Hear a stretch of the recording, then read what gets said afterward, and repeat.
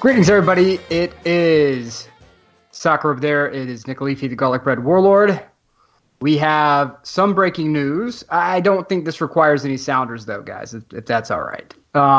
Cristiano Ronaldo, as reported by various media outlets such as AP, ESPN, and so forth, will not face rape charges from the Clark County District Attorney.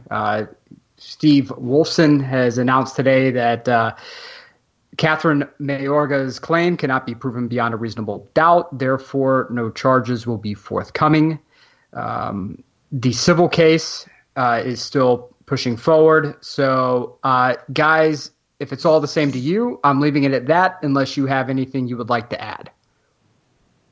Yeah, there's really not anything else to add. Kind of wait and see. I'm good. Yep. We will stand by and let the case, the lawyers and everyone else do what they do. So we're going to move on from there, and we will move on to the curious case of Gareth Bale. Oh, boy. Oh, my God. You know, you would think that our boy Mr. Bale would have no trouble securing a top-flight team that would want his services. But Zinedine Zidane said on Sunday that it would be, quote, best for everyone if Bale left, quote, soon. So it's bailed, basically? Yeah, exactly. From Zinedine, and this is off of Di Marzio. If he were to leave tomorrow, it would be better. He wasn't selected because the club is negotiating his sale. This is the reason why he didn't play. We'll see what happens. I have nothing personal against him, but I have to make decisions. This is a moment to change. It's better for everyone if he leaves. Also for the player who knows the situation.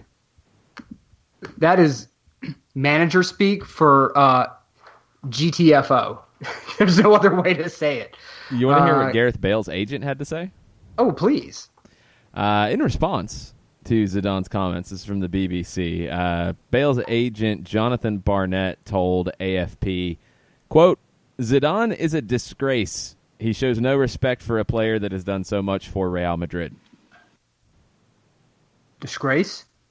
He said Zidane is a disgrace. Do we remember how many Champions League titles Mr. Zidane won? True. You want to count Bale the manager ones or the player ones? Yeah. Well, Bale was there on the squad, though. He was. He was. Did some things. He did some He was things. rather important in those. The question is, though, guys, are you paying a player for the past or are you paying them for the future? £600,000 a week wages? That's right. And I could make that. I could make that hold up. yeah, this is a bad contract. That's really what this is. Yeah, it's a bad contract. So you have an agent who says there's so much more that my player can do, a team that says, hey, your player's best days are in the past. And essentially, both people, I think to some extent, are right. Mm-hmm. I would agree. And the issue here is that this was a time when Real Madrid was writing contracts with their eyes closed. And now you're stuck with them. And ESPN says they have sources that state that Real Madrid, they're willing to let him walk on a free to China. Yep. No transfer fee, no nothing. China, you guys negotiate the agent fees, whatever. We're letting him walk. Because that would allow them to not have to buy out his contract or anything like that. Right. And that's where it gets tricky because of how bad of a contract it is. Who's going to take him? Yeah. There's no one. Paul Ince, former England midfielder, has an idea, though. Mm-hmm. Paul Ince told BBC Radio 5 Live's Monday Night Club just a couple hours ago, my opinion is if Liverpool can afford him, he should go there. God. Okay. Cool. Okay. Yeah, right on. Hey, just because the Red Sox was saddling themselves with bad contracts under Bobby Valentine, doesn't mean that Liverpool has to follow the model just because they share an owner. Well, Paul Ince does have some things to say about that, because he does say he would have to take a massive wage drop. It can't be about money for Bale. He has to go to a team that can win things. Liverpool are European champions. They want to make a massive challenge in the league again. Who else could afford him? Man City, maybe. Man United. And I don't think Tottenham would be the right club. I would like to see him at Liverpool. He still has 4 or 5 good years left. PSG should sign him and just have another fail out in like the round of the quarterfinal. Wasn't there a rumor floating around about some kind straight of up deal swap with Bale and Neymar? Yeah. But oh my God, yes. But while that would be absolute soap opera material, it would be spectacular. I don't think that there's the problem is that Barcelona, I think, can offer you better players as a make weight. Yes. You'll get cash and players, plural, not just a temperamental striker who, according to several reports, has essentially refused to, speak Spanish, hasn't hung out with his teammates. Now, I get that, we saw Kawhi Leonard with Toronto in the NBA, who had people were saying the same thing. He doesn't hang out with the teammates. He leaves the practice facility. He goes home. He didn't really try to endear himself to the city at all. He played out his contract, won a title, and bolted. That's fine. I get it. But there's more quality days ahead of Kawhi Leonard than there are of Gareth Bale. I think we've seen the best of Gareth Bale at a top flight club like Real Madrid. I mean, there are places for him to go. He could go to Inter. I've seen rumors where he's supposed to, Inter wants to talk with Real Madrid. He could go somewhere mid-table in England. But again, the wages are the problem. He's going to have a real conversation. And honestly, his agent needs to have the real conversation and say, Gareth, what do you want to do for the next 5 years? If you want to sit on your butt and collect the check just living in Madrid because they're not going to let you into the stadium, we can probably work that out. But you're not going to have a lot of value when this contract is up, and there's not going to be a lot of people clamoring for your services. So the Lee Cattermole of Real Madrid, Gareth Bale. How crazy would that be? According to a Yahoo Sports article, he is under contract that will pay him $430,000 per week until June of 22. Just buy him out, pay it down the road, and go full Bobby Bonilla and pay him till like 2048. Yeah, be Gareth Bale Day. Yeah. Well, no, he'd be ecstatic about that because then he could go wherever he wants. I think if he wants to keep this contract, he's got to go to China. I don't think anybody's gonna take him on that deal, even if it's a free transfer. I don't think anybody's gonna take that contract on. I mean, Tottenham can't or won't. I guess Manchester City or Manchester United could. Man City doesn't need him. Man City doesn't need him. Just because you can doesn't mean you should, though. Manchester United's a little bit different. I mean, they are maybe a can and should, but I don't know where else he could go. If you look at Manchester United, could they afford him? Maybe. Do they sell off? They would have to sell off, which they're going to have to do anyway. But is that what you need at that club right now? Do you need someone who is going to come in and has been a problem child at Real Madrid to come into that locker room? How much of a problem child has he been? It would be the question I would have. Apparently bad enough to where a manager and a club, it's still a business. We could talk about the sport all day long, but to sit there and say we will let this man walk on a free with no value, and I get his contract's astronomical. Yeah, that contract's a big part of that, though. It is, but you've recognized that there is nothing of value to keeping this man at the club. Someone he has done things. We've all agreed the man has done things in the Blancos uniform. But to say we are willing to kick you out to the curb to China to just go away, like not stash you on the bench to bring you in for Champions League runs, not to try to push our way to the top of the La Liga table in a supporting role, a super sub, nothing. Get out. Get out. I mean, we've seen some players who were straight bums who still got a shot on the bench to be bench players. Well, we haven't even gotten into the way this went down, the way this came out in Houston. Bale flies with Madrid to the United States for the ICC. And instead of putting him in the squad, Zidane names a 17-player squad instead of a 19-player squad. There was a player injured. And then afterwards he says, Bale's not in the squad because the club is working on his exit. We will see what happens in the coming days. And Real has already spent a quarter of £1 billion Oh, my. on 5 arrivals this year. They've already spent a quarter of £1 billion on 5 imports this year. I don't know that he would ever take a pay cut, but could you imagine him going to just, if he ever did, if this contract was to fall apart, Bale in Miami would be wild. I bet he would do it. Well, that's the thing. I mean, MLS clubs, if you're able to get him on a free and somebody wants to take that crazy-ass deal on. David Beckham, line 1. Well, I mean, LAFC. That DP deal would be absolutely insane. You could. You can do it. LAFC has the DP spot open, by the way. Oh, man. You'd have to get, if you were LAFC, you would have to get all 437 owners of that team on the same page saying, yes, we're willing to pay this guy $400,000 a week. No.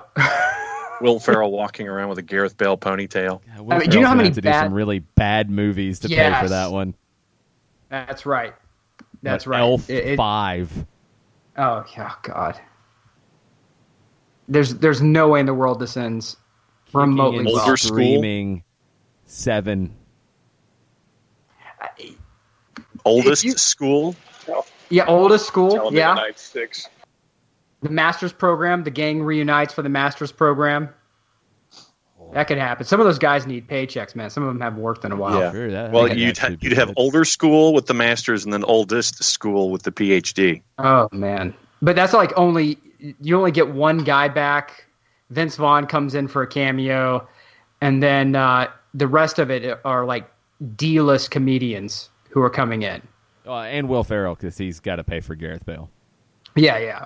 Well, Will Ferrell has to be the star, but Rob Schneider moves in with him or something. Oh, that would be the one. Chris Kattan, Kevin James, all the grown-ups kids show up. Right. Oh, they can't afford Kevin James at this point. That's true. We're talking about like all the people who got eliminated in the qualifying rounds of the first season of Last Comic Standing. Mark Dacascos plays like the PhD program leader. Like that's how bad you're getting. When you bring in Mark Dacascos, that's when you're talking. Like Lou Diamond Phillips comes in, he's a professor. That's like the B level casting you would have for oldest school. That's what you're going to need to afford Gareth Bale. Good luck with that one. So Pablo Maurer of The Athletic, which if you do not have an Athletic subscription, this is their free plug. You need to get one because they are dropping dimes left and right. Apparently, DC United received a transfer offer from Saudi club Al Ahly. So, guys, Luciano Acosta, what are your thoughts on Al Ahly possibly sending in a bid for this guy? You got nothing to keep him. He's out of contract at the end of the year. He could sign a free with Al Ahly right now and just walk at the end of the season. If Al Ahly sends you some gift certificates, you're taking it because there's just no point in continuing on. Free up the roster spot and go get Yamil Azad.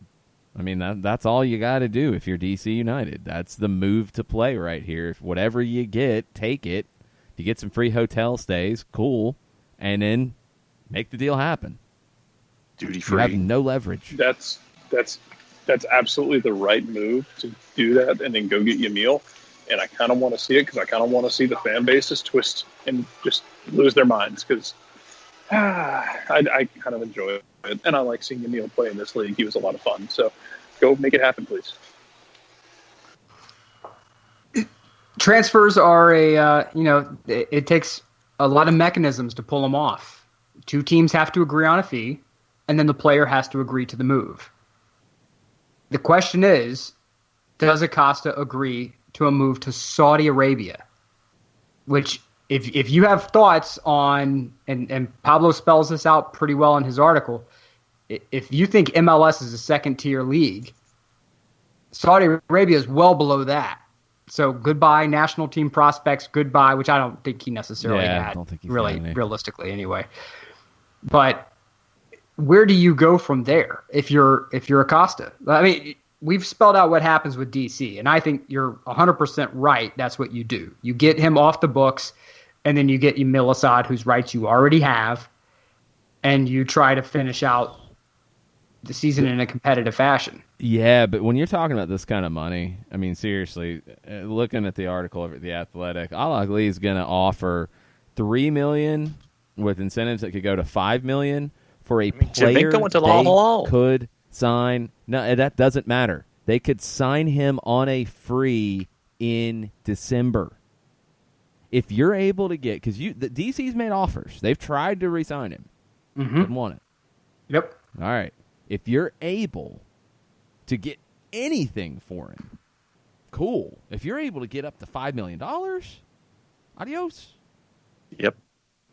Like, no question. If you're Acosta, though, and you had PSG talking to you, a club of that stature, one of the top clubs in the world, yes, we know that they go wet paper bag come, the pivotal moments in Champions League, but you had PSG knocking on your door, and now you're going to Saudi Arabia? There's no way in the world he accepts this deal. You're right. There's no leverage. But the question is, does Acosta feel even remote loyalty to try to get some sort of money for DC out of this? Well, the offer that was reportedly on the table earlier in the summer was $2.5 million a year for 4 years. That was from DC for Acosta for a 4-year deal. He could still take that. That's good money.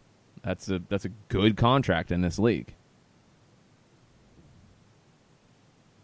Yeah, that would be a very good contract. And again, to go from the agent's point of view, if I'm Acosta's agent, I just tell him, you take the DC deal because if you go to Saudi Arabia, we're reducing your value dramatically. You would have to get a crazy salary for it. Stupid deal. I mean, you'd have to be getting like $7-8 million a year to go do it. $7-8 million a year, and I want like partial ownership in an oil well. I mean, you got to give me something. You got to give me something serious, and a nice, pristine white Lambo waiting on me at the airport. That's fine. Look, if we're negotiating, we're negotiating. But I take the money from DC, I sign the contract, and we sign it with the understanding that if the proper deal from Europe comes along, this is to give DC United some negotiating position. You keep one of your top players in check. Everything's good to go. But understand that if Europe comes calling, every effort will be made to exercise that move for our client.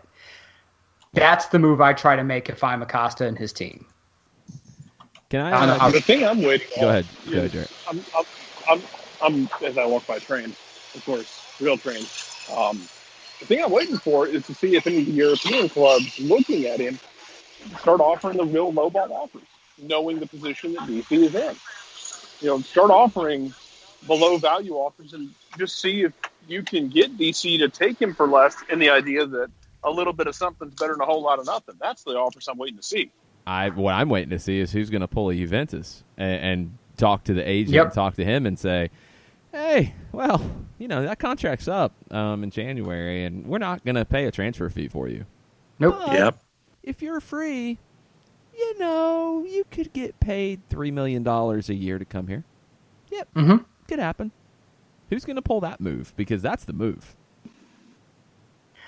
I could see, there will be Sevilla people had been who will linked to say him at one point. that's fine, But don't look at Serie A for that move. Inter won't do it. Antonio Conte doesn't rate MLS highly. So Inter's out. AC Milan is currently, I don't know where they're getting their money. I don't even want to ask where they're getting their money, but they are buying players left and right. I have concerns. But, I don't think that an Acosta move would work well for him. I'd like Shamrock Rovers just make a bid on him for like £200,000 out in Ireland. They couldn't pay his salary. I mean, Napoli could, if Fiorentina could. If I'm Fiorentina, actually, that's the one Serie A club I could see doing it. I could see Fiorentina with Rocco Commisso trying to build brand here in the United States and going for a player who's known here in America, where you get him and he's a player who can play. He's coming out of one of the largest, media markets in the country. You're going to get him for next to nothing. Bring him in. It's a friendly ownership group to Americans.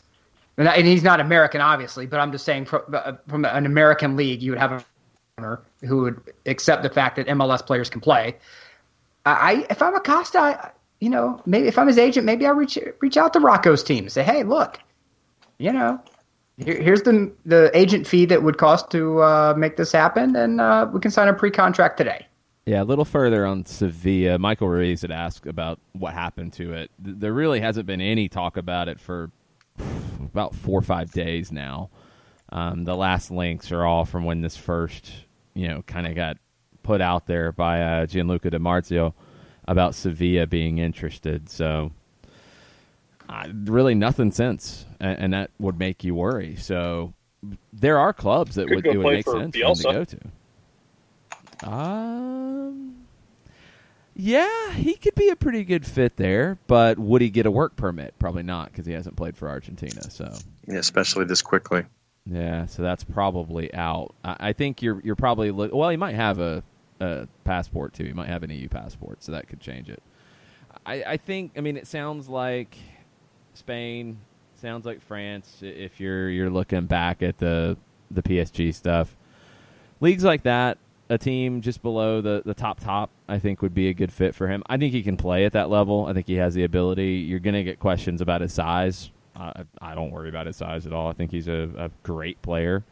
And DC's really up against it. I mean, if there's a good offer and he's willing to take it, I think DC's got to make the move, and they'd rather have that happen quickly so they can line up their next move, because I think DC is a title contender. But if they move Acosta out and they don't replace him, they are not a title contender. One team that I would look for is sorry, go ahead, John. Just because I don't think they have the depth to match, and especially they don't have the not the placeholder, but the replacement. If you lose Acosta, then I think the depth for them and firepower become two issues that you have to replace, and if you don't find a replacement, then you are in trouble. I think that in that grouping of 5, Jason, that you and I have talked about previously, I think on the morning show in the Eastern Conference, you lose Acosta, you don't replace him, you're not going to go any higher than 5, and you're probably going to get bounced. No, you're not going to get any higher than 5. If they play the 3-4-3, they can play without him. It's just they don't have the depth, and they're going to have to do something. You might be able to find a stopgap, but again, if you're going to move him, you want to move him around now, so you've got some time to line something up, whether it's trades within the league or whatever, and we'll see what happens. We'll keep you updated on Luciano Acosta. I have a club statement to read for you guys. I think you'll appreciate this one. Let's go. This was released about an hour ago from Sheffield Wednesday. Following Newcastle United's announcement on July 17, 2019, of its appointment of former Sheffield Wednesday staff Steve Bruce, Steve Agnew, and Stephen Clements, the club confirms that it has today reported Newcastle United's conduct to the Premier League. As the Premier League will now initiate and carry out investigations into the club's allegations, the club will not be commenting further on this matter whilst such investigations are ongoing. That is at swfc.co.uk, the official Sheffield Wednesday website. Tamper this. Wow.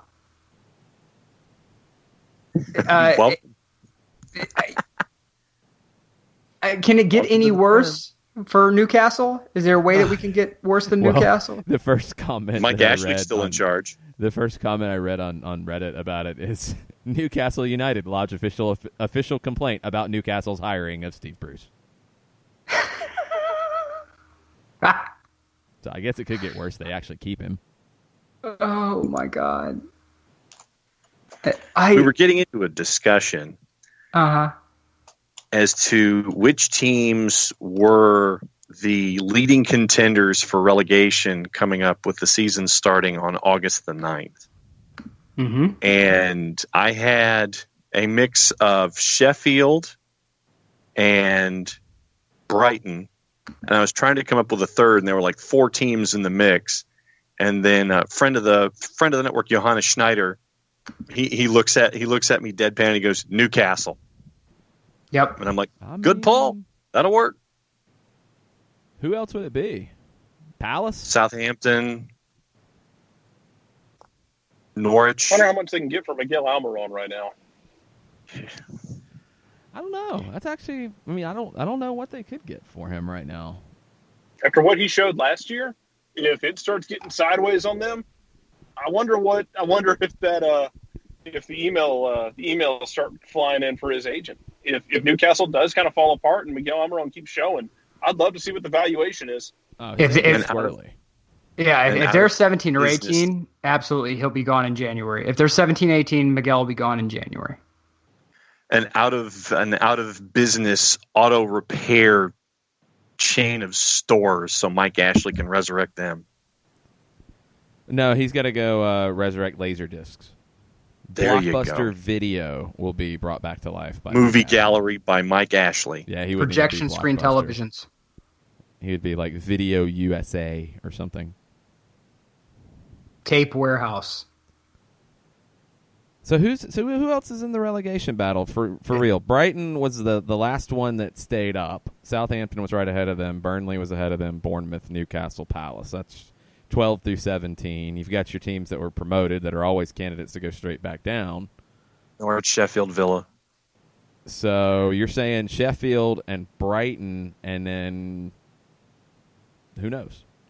I'll take Sheffield, Norwich, and Newcastle. I got Brighton. I've got Brighton. I've got Sheffield, and I've got Newcastle. So you're thinking that Brighton had no offense and was awful on defense at the tail end of last year. They got rid of Chris Hughton. You've got a new manager in. You haven't really improved much. So I think Brighton's going to be a part of that fight. I think Southampton's going to be a part of that fight. It took an escape for them to get out of the relegation zone. I think they'll be involved. But I think that teams are worse than they are, and that's why I don't think they'll go down.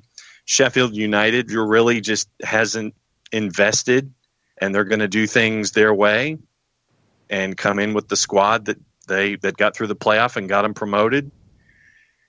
Sheffield might be Team 20. I don't know who Villa has invested and brought into the fold this year, but apparently, according to friend of the show, Chris Winkler, he's optimistic about Villa staying up because being a Villa fan.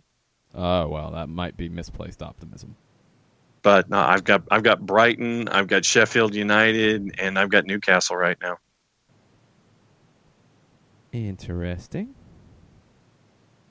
Them's my vote.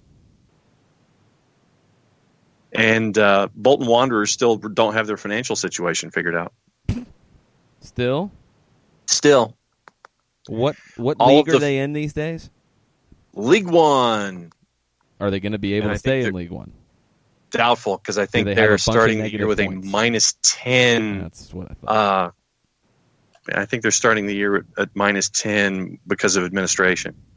And because of a lack of assurances having to do with everything involving game day activities, they will not have played any friendlies before the regular season starts. Gee.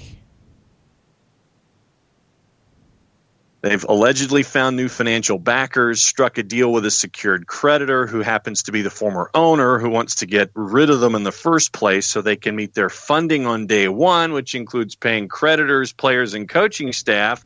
But 7 senior players remain on strike. 2 want out. They've requested their contracts be torn up. The team's like, nah.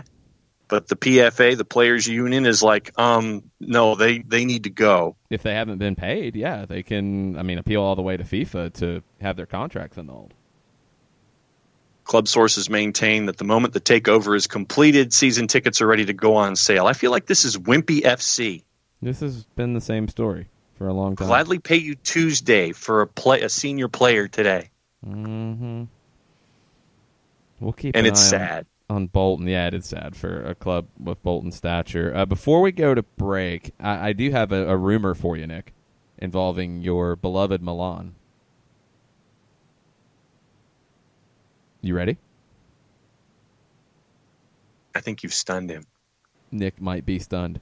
I'll go ahead and drop it, and we'll take a quick break. From record in Mexico, Rodolfo Pizarro of Monterrey, and who had a great Gold Cup for the Mexican national team, is linked to Milan. I really like that move. Pizarro is the player who stood out to me maybe more than anybody with Monterrey. And when Atlanta saw Monterrey, Pizarro was kind of still working his way into the team, wasn't a regular first choice. He had a great season, and he had a great Gold Cup. He's a difference maker. 25 years old, really strong player who I think is a good fit. So keep an eye on that one, and if you're a Milan fan like Nick or a Serie A fan.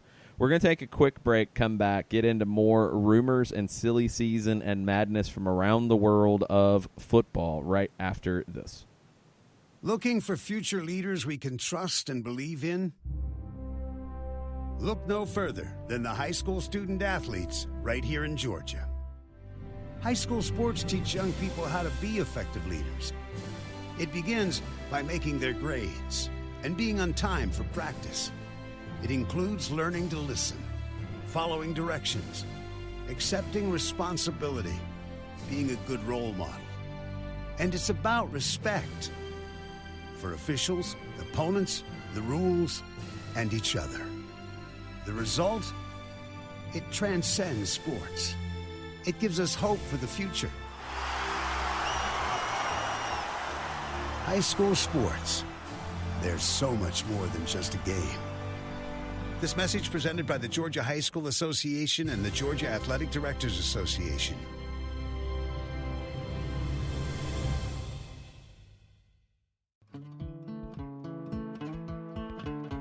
Today's show is presented by Appolinsky & Associates, personal injury lawyers with over 30 years of experience, supporters of Atlanta United, Faction, and Inter-Atlanta Youth Football Club.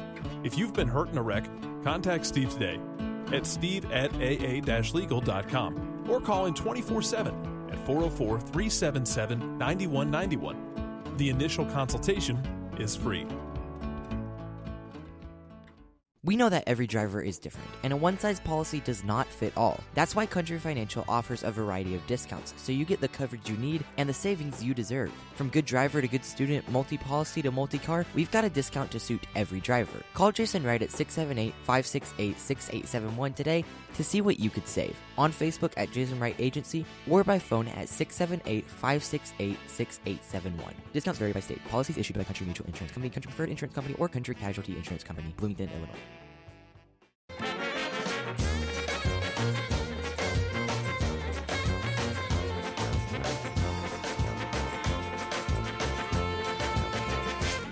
Welcome back. Soccer Over There, July 22nd.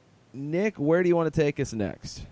Okay, well, first of all, I want to say that I think that the Pizarro move for Milan, if that comes to fruition, is the exact kind of move that Milan needs to make. If you can get players in for south of 40 mil, amen. Because if you're an Arsenal fan and you know Ivan Gazidis, you know the kind of players that he can help dig up, and you may like the guy, you may hate the guy, but this looks like a Gazidis move. in my mind. But I'm okay with it. I'm still scared about the amount of money that Milan is spending. I want to know who they're going to sell off. They have to do it.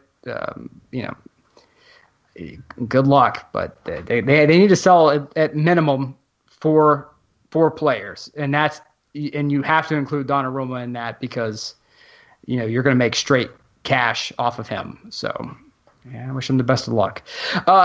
Parceros, the Parceros out there. I want your radar is finally attuned to any time I talk about your boy James. Oh boy. I want your Twitter again. Yep, Twitter guns at the ready. Get the Twitter fingers up because your boy James, Napoli is still chasing him. According to AS, they spoke to Carlo Ancelotti, who was asked about James and a potential deal with Atletico. He said, "We're still talking for James, a player I really like.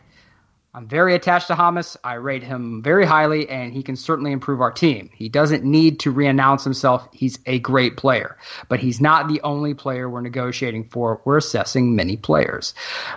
The issue here is that Napoli, De Laurentiis is a crazy guy.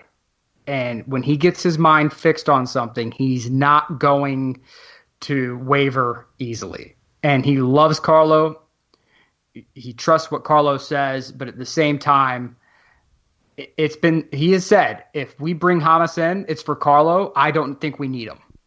So they're trying to get him for like a loan with an obligation to buy. And so the question I have is, if you have a player like Elmas who you're bringing in, if you have all these other irons in the fire and you're Napoli, how much are you willing to invest to get James Rodriguez on your squad? And if you're Atletico, how much are you willing to pay Real Madrid for him? And if you're Real Madrid, do you let him go to Atletico?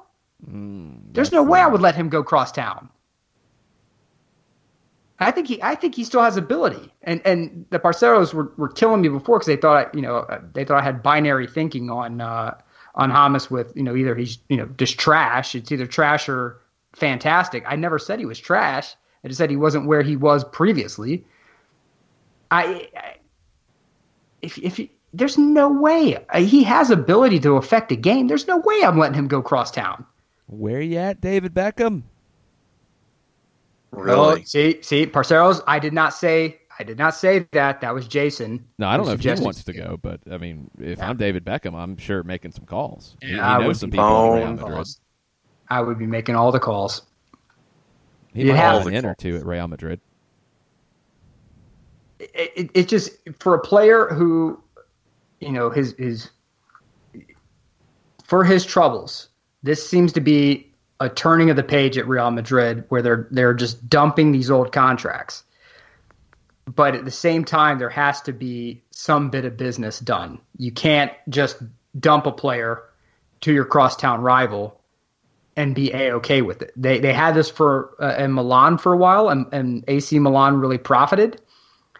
But you can't just let this move happen. I mean, it would take a significant amount of cash for me to, if I'm Real Madrid, to say, okay, sure, Atletico. Sounding like 40 million euro. If it's 40 million, you take that deal, and if it's 40 million, not in deferred payments, if it's 40 million straight up, you take that deal and run. For 40 million, I do. That's what Marca's reporting. Marca, it sounded like at one point Atletico was going to try to get both James and Christian Eriksen, but they're going after James as the preferred choice. He's cheaper, and they're saying 40 million euro for James, 60 or 70 million euro to get Christian Eriksen away from Tottenham. So they want to get it done quickly. I think Real Madrid wants to get it done quickly. So that's where things stand as of earlier today.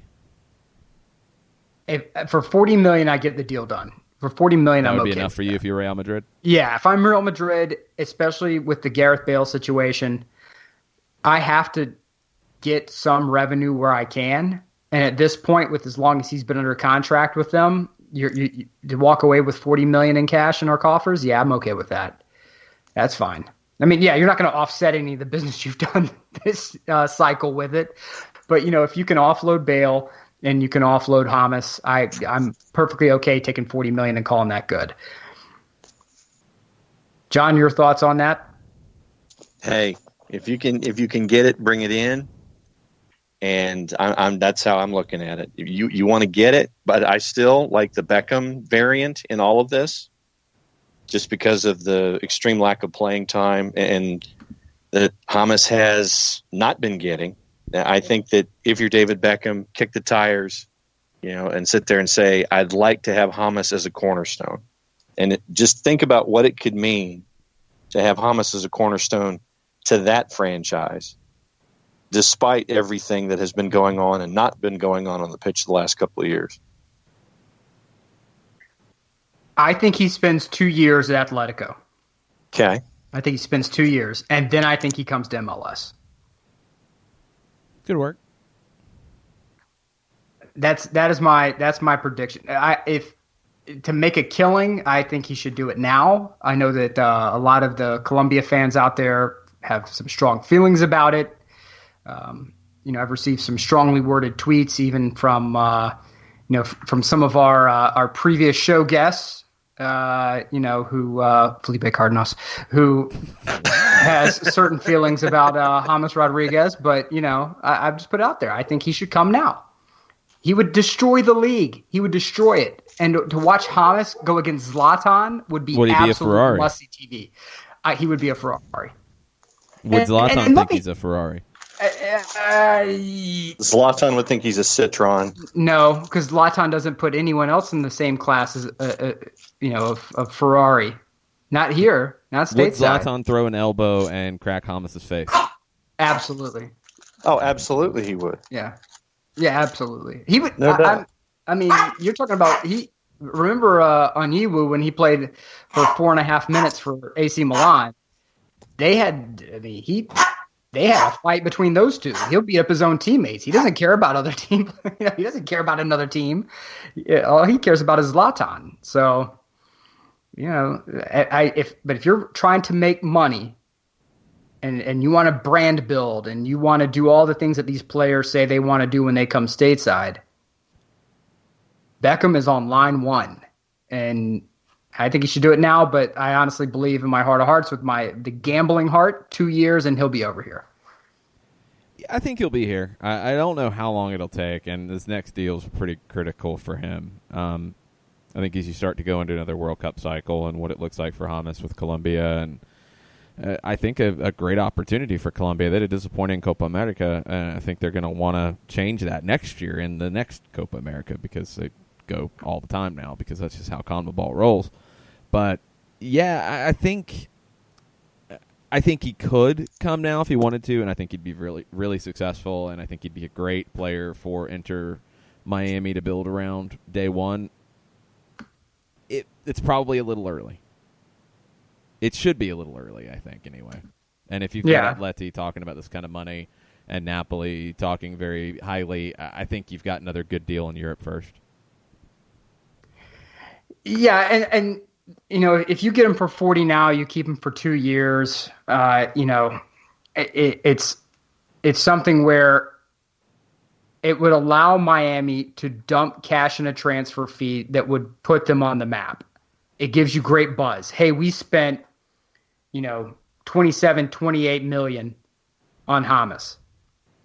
We're serious about bringing a title to Miami. That's headline writing. I mean, you can't get that. That'll be nationwide if you spend that kind of money.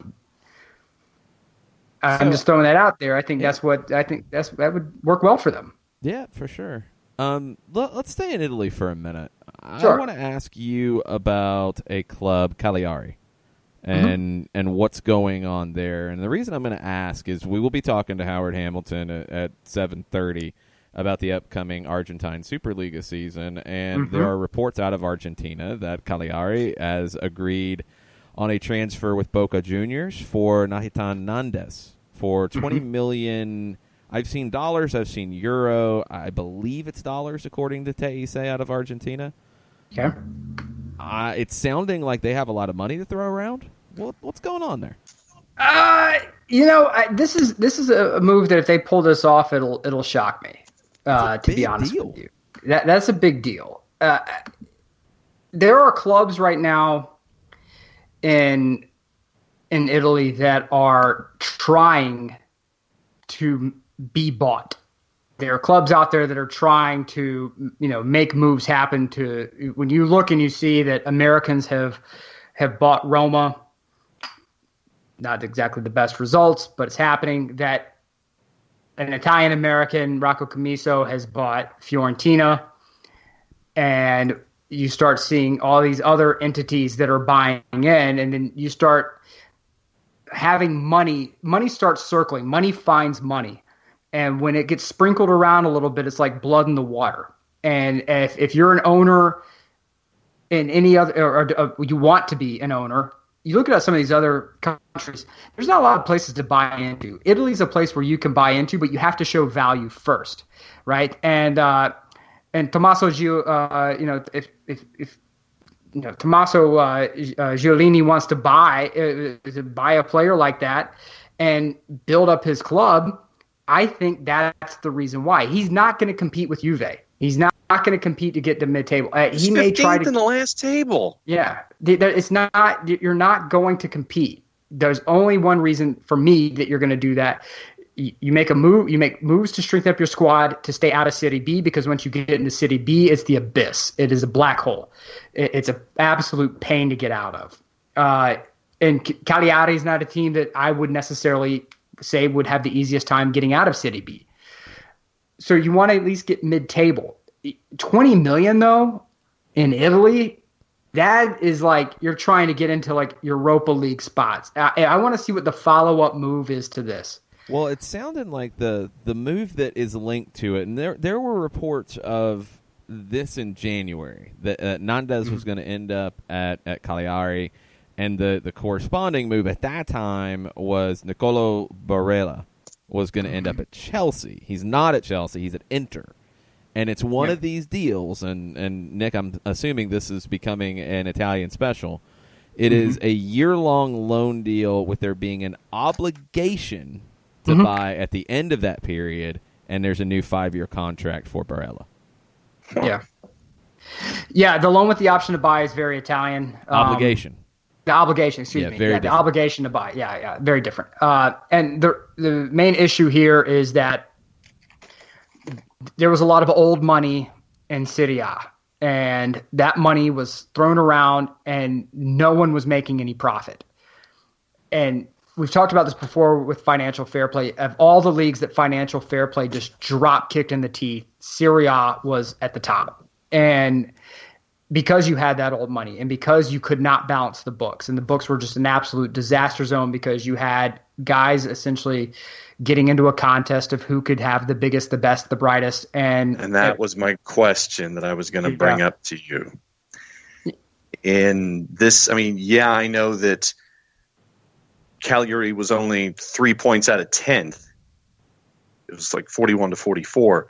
But in situations like this, you said that money finds money. Aren't there just as many cases of money forcing you trying to find money even if you don't have it? If you're trying to, if what you're saying is you're trying to force money through to make something happen, this is that case, because you have people trying to circle Bologna, and you have people trying to circle a couple of other clubs in town.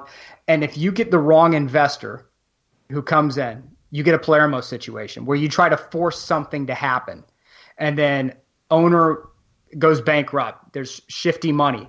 Then a new owner comes in that you sell the club literally for $1 or $2. They go bankrupt. And now they're back down to City D. They have to start all the way over from scratch. And all of this happens when you drop down, when you're relegated. Because then your money is out. You're not making anything at all, and you have to pump your money in.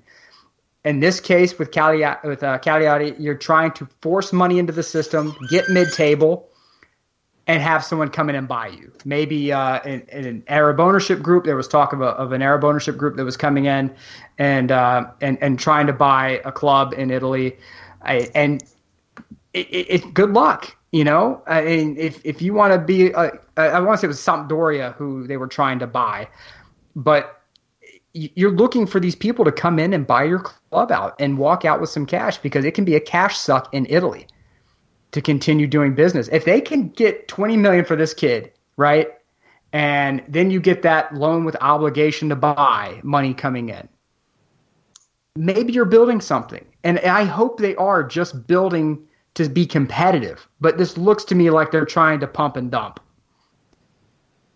All right, let's keep this Argentine Italian link going. Yep. Last week there were reports about Daniele De Rossi ending up at Boca Juniors, to the point that there was much singing on Teisei, which is beautiful to watch. It was amazing. It was the most epic of epic things.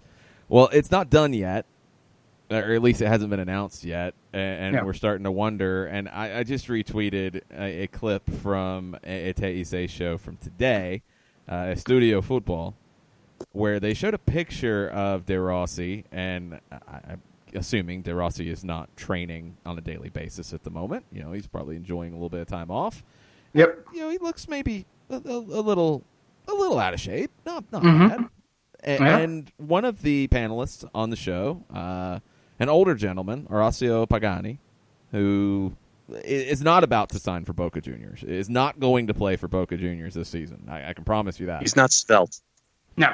He decided to compare his shirtless body to Daniele De Rossi on this show. Oh, my. Yeah, he took his shirt off on the show and stood next to the picture of De Rossi. And man. What's up with De Rossi, Nick? You know, here's the thing, is that when the ownership group for Roma forced this to happen, right? They shoved Totti out, they shoved De Rossi out. De Rossi still wanted to play. And the way that Roma put it was that he's clogging up the pipeline of young talent, that we can't afford his wages, that he's blocked. The next young central defensive midfielder who's coming up won't be able to take the role because we can't shove the captain out the door. Well, they did it. They shoved him out. And there were talks that he was sniffing around Fiorentina, and that Fiorentina, there was a mutual interest there. And then De Rossi backed out. He said, "I'm retired. I'm done." Which was a smart move for him not to go to Fiorentina, because he has a special relationship with the city of Rome. He is Roman through and through. He and Totti both, in 2006, when the Azzurri paraded through the streets, essentially said, "This is our city. Half of them are cheering for us." So, I mean, they're right. They were beloved. And De Rossi got on his hands and knees in front of the supporters and kissed the ground in the Olimpico in his final home game. And so for him to play anywhere else, it would have to be a special situation. The idea initially that was kicked around was that he would be looking at someplace like NYCFC. His wife would prefer to live in America. But De Rossi, I think, wants something a little more competitive at the moment to maybe show that he still has the goods. Compare this to the Icardi's. Yeah, exactly. And so Boca Juniors came up, and it was a move that made little sense to me. I think he can still play in limited situations in Argentina. The Boca Juniors move, if it's for Copa Libertadores only, I'm okay with it. If you're going to put him through the grind of a Superliga season, no, hell no, run. But maybe he tries to do Copa Libertadores and bail to MLS. I think that would probably be the more logical move for him. But he's one of those situation where he plays some in league, but it's Libertadores focused. It's everything about Libertadores. The thing is, though, I mean, Libertadores knockout rounds start this week, so there's no guarantee that by the time he gets back from his vacation and puts a shirt on and all those things, that he's going to be playing in Libertadores. Right, and there's he doesn't come over for coupons, you'll be getting a free transfer, but there's still agent fees to be negotiated. Those aren't cheap. You still have to negotiate individual payment for the player. His wages, that's not going to come cheaply either, because he's a name. and he will bring focus, worldwide attention to your team. And Boca Juniors, I think, would be smart to try to get something done. I still if they want get $20 to million for Nunez, then they'll have some money to work with. They'll have some money to work with. But I there's a part of me that doesn't think this move's going to happen. I'm glad that the guys on Taise were flipping out and singing, and it was a really good television. That was unbelievable. It was a lot of fun to watch. But I so still seeing a think, 60-pluser take his shirt off. They There had to you go go. to the wide shot. There's that too. right? Yeah, you got to go. That's just so you guys know, that will be me in my 60s. I will be the fat guy on TV taking his shirt off. Compare me to the Silk pro chain. player. Yeah. Gold, metallic gold. Yeah, When I'm Alan not. Carlton is coming out of retirement to go play somewhere, you're going to compare yourself to him? I'm going to compare myself. You'll see me with the unbuttoned shirt, the gold chain. Typically kicking catchphrases like I was in the 90s. If it's not making dollars, it's not making sense. Get this player out of here. I still think De Rossi, because there's a lot of dynamics here. If it depends on how much pull his wife has in the situation, because she may say, I do not want to go to Argentina. Me and the family are moving to New York. When you're ready to come us, let's go. If she says something like that, I wouldn't be surprised if De Rossi signs with NYCFC. I could absolutely see that. And I wonder if it'll happen in this window. It seems like something that would be for 2020, but then we're talking about De Rossi at what age? 37? Yeah, right about.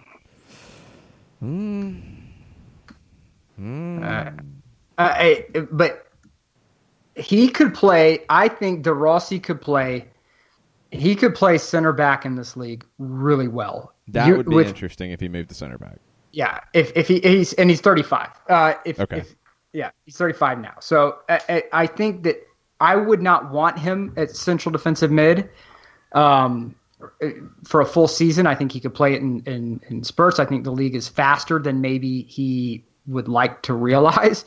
But you would not find anyone in this league, and guys, I will die on this hill, who would have better technical vision from the defensive back line than him. He has played at every level. He's played against top-tier talent around the world. Talk to me about Bastian Schweinsteiger all you want. I think Daniele De Rossi, his ability to marshal a back line would be worth very high TAM money. You can sign him to a low DP deal and buy him down, sure, but he would be an instant upgrade to any back line, at least for a championship run. 1 year, 2 year championship run tops. But that's a move I would make if I'm an MLS team. If I'm an MLS team, if I'm DC, if I'm if I'm NYCFC or Miami, absolutely. That's another one that's been mentioned. It just makes sense. He's somebody who, what's a problem that you see with a lot of expansion teams? They get goals scored on them in buckets. And you need somebody who can come in, organize a back line, and bring a wealth of experience. How many players walk into a locker room? We talk about Zlatan. Zlatan this, welcome to Zlatan. Does Zlatan have a World Cup title under his belt? No. Does he have this? Correct me on this. Does he? He doesn't have a Champions League title under his belt, does he? Maybe. I'm not positive. Not positive. We might need to effort that one. But De Rossi has a World Cup title with him. He knows what it takes, and for him to walk in the room and say, "Hey, we've done it. I've been to the top of the mountain, the world mountain. I've done it. Follow me." If you're a young different defender, personality too. I mean, he would be that guy who would lift the group. Yes.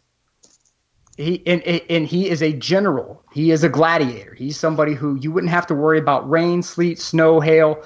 It wouldn't matter to him, and he would be all in. And that's somebody who you would want on your team. I would love a De Rossi move to MLS. I hope he doesn't go to Boca Juniors. I would understand the need to prove himself, though. The Boca thing would just be fascinating if it happens. Would be. It'd be great television. Definitely be must watch. The Teise shows, people might absolutely lose their minds. Boca plays on Wednesday in the Copa Libertadores. They play Paranaense of Brazil. It's the round of 16, and these are some big matchups this time around. You've got 4 Argentine clubs still alive. You have 3 Paraguayan clubs still alive. That's maybe one of the bigger surprises. And you have 6 Brazilian clubs still alive. I think the biggest matchup, Boca and Paranaense is a big one. River and Cruzeiro is probably the big one here because River are your defending champs. That match is tomorrow in the first leg. Second leg is next week. So you're going to have a lot of those matches. You can watch them on BN Sports. And if you have Fanatis, which we've told you about many, many, many times, you can watch BN Sports on Fanatis. Yes. So, and you can get Fanatis through Roku, I believe through Apple TV. I don't know. Apple TV. You can get it through Amazon Fire TV. I know that one. Well, there we go. So for everyone out there who says, "Oh, my cable provider won't allow me to have BN and whatever," there you go. Get yourself a Roku. Get yourself Amazon and Amazon Fire, and then go ahead and get you some Fanatis because I promise you, it's worth it. It's absolute top flight entertainment. Just say No Todo Pasa is absolutely worth it by itself. There was like a weird bumper that had like drug-induced puppet hallucination. Yes, they have a puppet show. I've not watched the puppet show, but yeah, it's insane. If it's anything like El Blablazo from the days of Univision, when they had the puppet in the afternoon, where all he would do was stare at female contestants' breasts on the game show. No, it's not that puppet. No, it's a different puppet. Pepe Lacroix? No, it's a different puppet. It's a show like at midnight or so, Boca Juniors. Yeah, I was telling a story about a player who was obsessed with sandwiches. Just madness. We do have a question on the board and some serious things, because we should probably do that from time to time, too. We should. Michael Ruiz asks a question, and Nick, let's get your take on it first. When Emerson Hyndman said that he wouldn't have a problem coming to MLS as long as it is with Atlanta, I think it speaks volumes to the brand and respect we have built so quickly, both domestically and internationally. I don't think this comment was talked about enough. What are your takes on what this means for the league and Atlanta United? Cheers. That's a fantastic question. My immediate take on this is that the Miguel Almiron move showcased that there's one team, well, I'll say one team in this league that has been able to pull off everything they said that they were going to do, which is take talent from South America, develop them, showcase them, and ship them out for a profit and focus on titles in the process. You've had teams that have been able to develop youth and sell them on, but not get the title. You've had teams that have just developed youth, and not really get caught in this perpetual wheel. They move along. What Atlanta has done here, and why I think Hyndman is correct in this, and what go into his comment, is that they followed through with the promise. Hyndman knows that if he would like to stay here in town and win titles, he could. But he's a person who's played in Europe. I wouldn't be terribly shocked if he has desires to go back at some point. He knows that with this club, he's going to receive top flight training. He's going to be staying in the best facility in the league, that there's a dedicated owner who is willing to dump cash into the team's infrastructure to surround him with quality talent, top to bottom. And if you look around the league, there are only a few clubs that are willing to work at that level. I would say Atlanta. I would say LAFC. And you're starting to get really thin after that. When you're talking about just sheer economic infrastructure investment, that's where I am with that. But Hyndman selected Atlanta because of all of those things. And I think you're right. His comment didn't get enough play because around the league, you don't want to play that up. If you're Portland, if you're Seattle, you don't want to put out there like, yeah, look, Atlanta's doing things 100% the right way. If you're Seattle, you want to say, yeah, they're copying us. And if you're Red Bulls, you say, well, we have our system and we're going to do what we're going to do. But you have Miami saying, hey, look, what Atlanta did, that's working. We're going to dump cash and we're going to make this thing bigger and better than everybody. And so the idea is that Hyman's right, and I hope that Hyman's comments translate to other teams and they realize what they need to do to be successful. And Atlanta United has flags that are flying in Colorado. Atlanta United has flags that are flying in Sydney. Shout out to our friends out there in Sydney who are chiming in on the Twitter timelines as well. They're all over the place. And that's ambition. And that's what ambition gets you. It gets you a global following. So I think Emerson's 100% correct on that. And you're right, it didn't get enough play. Yeah, I think it's a situation where Atlanta has established itself in the way that it operates. And Frank de Boer has said this many times. He's able to just come in and do his job and just manage and not have to worry about dealing with 500 other things. And not every MLS club is like that. No. Atlanta is seen as a big deal. When fans come here, when people come here and visit internationally, and a lot of clubs send people here to visit and to learn and to observe, and they see that, hey, this is a world-class football club, period. It just is. Doesn't matter if it's Major League Soccer. It is seen as first class, world class. That's a big deal. That's not easy to accomplish that fast. And that's why if you're an Emerson Hyndman and you're at Bournemouth and you're not playing and you're kind of at a standstill and this offer comes up, you say, yeah, I'm going to take that. And if they want to keep me full-time, cool, I'm down. It would be different if it was Colorado who made that call, or if it was Cincinnati right now who made that call, or Columbus.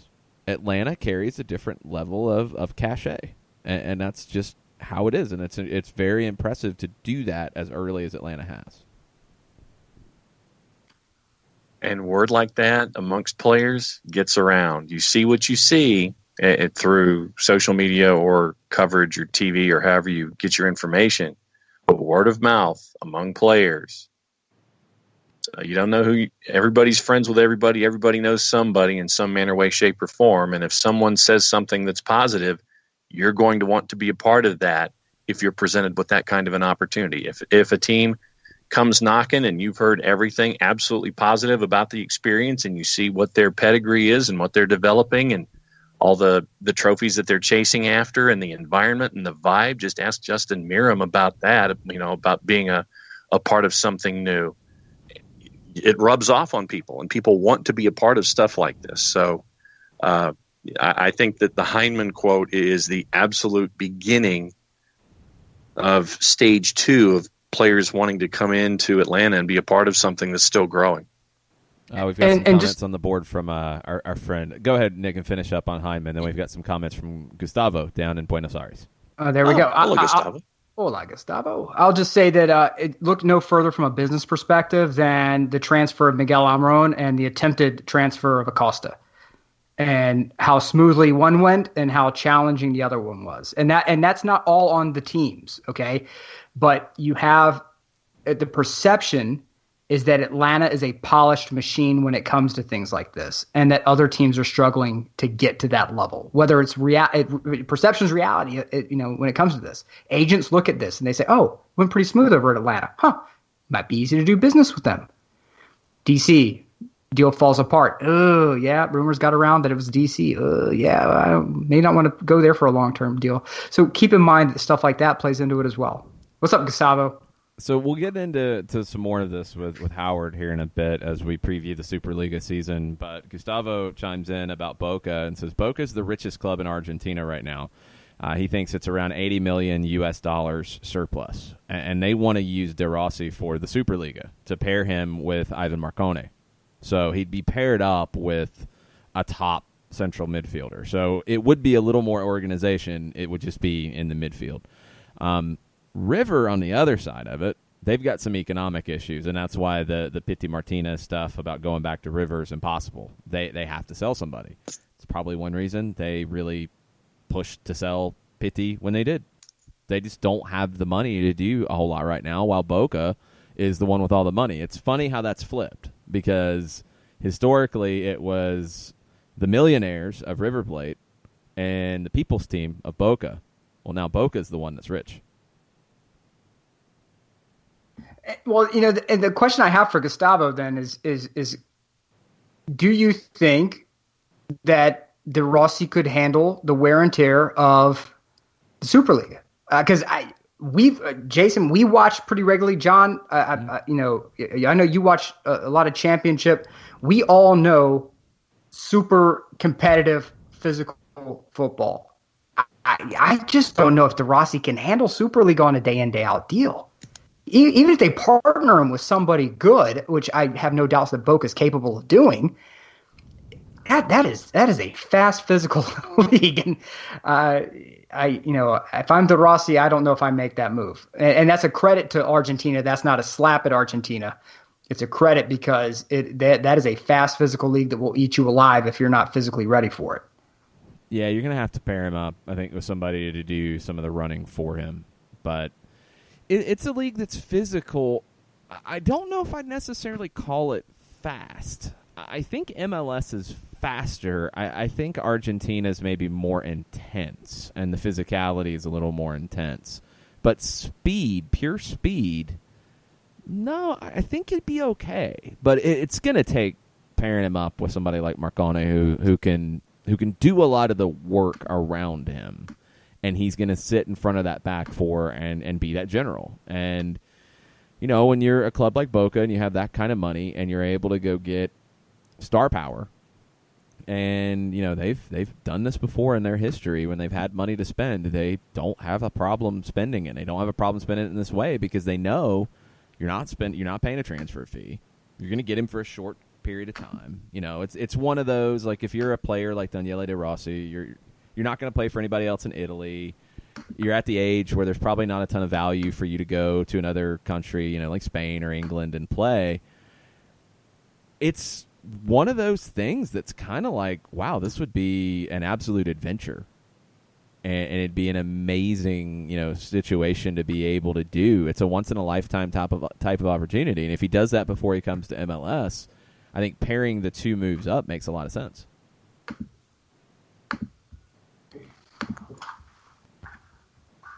Well, I think go ahead, John. Go ahead and wrap up, Nick. I know you have other stuff. Yeah, that's right. So, ladies and gentlemen, I have a 2-year-old who is screaming, wondering where Daddy is for dinner. So, I will have to depart our conversation, but I will say that Jason, I think what you said about Argentina makes a lot of sense, and that is it is intense, probably more intense than it is just raw speed. But I think that if Boca can pull this off, I want to see it happen. It will be interesting to watch. But I can't wait, and I hope I back that up. I hope De Rossi comes to MLS. I do. Not at the Supermax DP deal, but high TAM deal. But I know you guys have still more show to go. Am I right on that? We do. Correct. Okay, so I've been reading along because I get the show notes, ladies and gentlemen. You guys don't get the show notes. I get the show notes. What's remaining of the show is going to be awesome. And as we talk about these wonderful things of Argentina and whatnot. So stick around because I promise you I will be tuning in. I'll have one headphone in while I eat dinner. Don't tell anybody else that that's going to happen, but that's what's going to happen. It's going to have dinner. Don't tell anybody else. It's going to have dinner. But thank you so much for tuning in. I appreciate it to our wonderful listeners who chime in and talk to us at Sock Over There or at Soccer Down Here or at Nick Alifi. It is appreciated. We are grateful for each and every one of you guys. Until next time, mucha Euro. Thanks, Nick. There you go. There goes Nick Alifi. Make sure you're following him, Nick Alifi, on Twitter. He'll be back next week as we continue just to dig into the ridiculousness around the world. And as you see, this show can kind of bounce all over the place within its time period. Before we get Howard Hamilton up to talk Superliga, John, I want to kind of catch up on where things are in England right now with the Premier League, a couple of weeks away from week one of the season? The August 9th is your opening. That's an early start. They've bumped that up, right? Yep. Usually it's a week or two later than that. Yeah. What are things looking like in England compared to where we last left it? We had the epic race with Manchester City and Liverpool. Manchester City wins the league. Liverpool wins the Champions League. Is there anybody who can challenge those two? Short answer is no. And as we have been discussing things over the show, now the word is coming out that Arsenal have agreed to the loan deal with Dani Ceballos, a 1-year loan for the Spanish international. And apparently everyone is sitting there and saying, Unai Emery did a fantastic job putting one over on Spurs. And so apparently Zinedine Zidane gave the green light to the move, and everyone is now running around with their hair on fire that Arsenal will now have Dani Ceballos as a part of the mix. Okay. How much does that change Arsenal's level? I mean, who's next? So if Manchester City and Liverpool are going to go down to the wire again, and it's fair to say that those are the two most talented teams in the country, who's number 3? See, and this is the fun part in all of this, is that right now it's the big 2 and the other 4. When you're looking at it, you're looking at Arsenal, you're looking at Chelsea, but Chelsea with their transfer ban, and I've had discussions with our friends up at Barn Burner in Canada, because some of them are Chelsea fans, and it's like, okay, look, you're going to be a part of the deal, but you're probably only going to be 5th or 6th. Manchester United, 15 points back last year. Everybody was.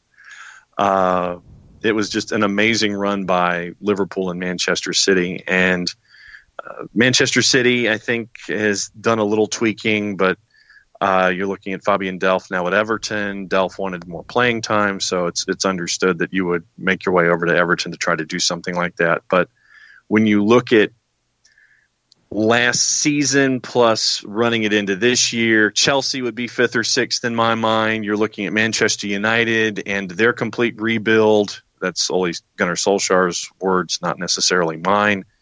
So Manchester United would be a 5th or a 6th. I think that Spurs is probably still going to be 3rd in the discussion because of what we've seen with, and this is part of the fun philosophical discussion that we had last year when the Prem was coming down to the wire and we were discussing Champions League, and what we're seeing with Spurs, that Pochettino wants to build it his way. And there aren't a whole lot of transfers. While there have been one name or two that have been brought in this year by Spurs, it's being built in his way, where you're not necessarily spending and overspending in transfer windows to bring folks in. So I think that Spurs is still your number 3 as a part of it, which to me means that Arsenal, with adding someone like a Ceballos, would be your 4, and then your 5 and your 6. I would probably say Manchester United, just because of the lack of bringing folks in on any kind of a transfer for Chelsea. So it's still the big 6 being the big 6, and then the rest. It's always that 3 groups that we talk about. But that to me would be the order that I'm looking at. Something like a Manchester City, Liverpool 1-2, Spurs at 3, Arsenal by default at 4, and then your 5-6 Manchester United and Chelsea. It's really interesting that when you look back, and the Premier League for years and years and years had the big 4, and it was Liverpool, Chelsea, Arsenal, Manchester United. Well, 3 of the 4 are still kind of in that big 4 pack. Liverpool has stepped away from that pack upwards. Manchester City made an end run around everybody with cash.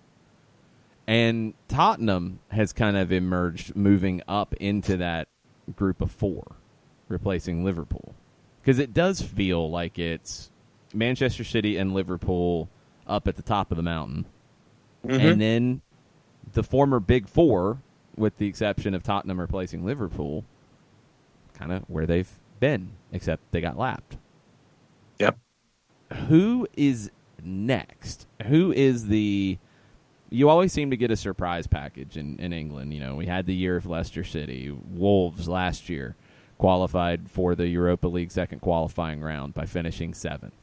Everton has popped up from time to time. West Ham has popped up from time to time. Who's going to be the one that pops up and has that kind of year this year and maybe pushes that big 4?